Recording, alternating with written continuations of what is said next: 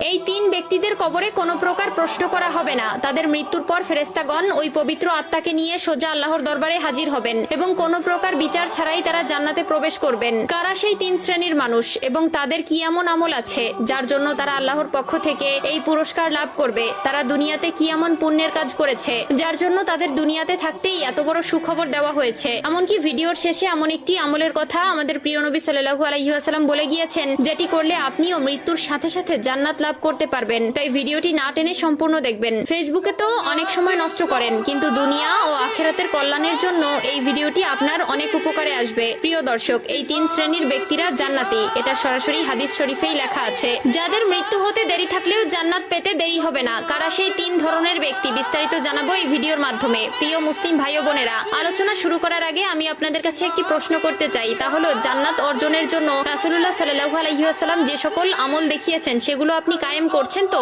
যদি করে থাকেন এবং প্রিয় নবীকে অন্তর থেকে ভালোবেসে থাকেন তাহলে কমেন্টে আলহামদুলিল্লাহ লিখে যাবেন। আর যদি শুরু করবেন ভেবে থাকেন তাহলে ইনশাআল্লাহ লিখে যাবেন। ভিডিওটি শেয়ার করার মাধ্যমে অন্য সকল মুসলিম ভাই বোনদের মাঝে ছড়িয়ে দিন। আপনার একটি মাত্র শেয়ারে এই তিন প্রকার জান্নাতি ব্যক্তিদের সম্পর্কে অন্যরাও জানতে পারবে। প্রতিটি মুসলিম ব্যক্তির স্বপ্ন পরকালে জান্নাত লাভ করা। আমরা প্রতিনিয়ত হাজার আমল করে থাকি, কিন্তু কেমন হবে যদি জান্নাত আপনার জন্য অপেক্ষা করে? আপনি যখনই মৃত্যুবরণ করবেন সাথে সাথে জান্নাতের দিকে অগ্রসর হবেন। শুনে আশ্চর্য হচ্ছেন? হ্যাঁ, এমনই তিন ধরনের ব্যক্তি আছে, যাদের মধ্যে প্রথম কাতারের ব্যক্তিবর্গরা হচ্ছেন যারা শহীদ হয়েছেন। এখানে শহীদ বলতে উল্লেখ করে তাদেরকেই বোঝানো হয়েছে যারা দ্বীন ইসলাম প্রচার ও তার রক্ষায় সশস্ত্র কাফেরদের হাতে নিহত হয়েছেন। তবে মহানবী সাল্লাল্লাহু আলাইহি ওয়াসাল্লাম এই এক শ্রেণীর লোক ব্যতীত আরো কিছু মানুষদেরকে শহীদের খেতাব দিয়েছেন, যারা মূলত দুর্ঘটনায় মৃত্যুবরণ করেছেন, তবে আত্মহত্যাকারী চির জাহান্নামী। দ্বিতীয় শ্রেণীর ব্যক্তিবর্গরা হচ্ছেন তারা যারা জুমার দিন বা রাতে মৃত্যুবরণ করবেন। আমরা সকলেই জানি হাদিস ও কোরআনে জুমার দিনকে সাপ্তাহিক ঈদের দিন বলে ঘোষণা দেওয়া হয়েছে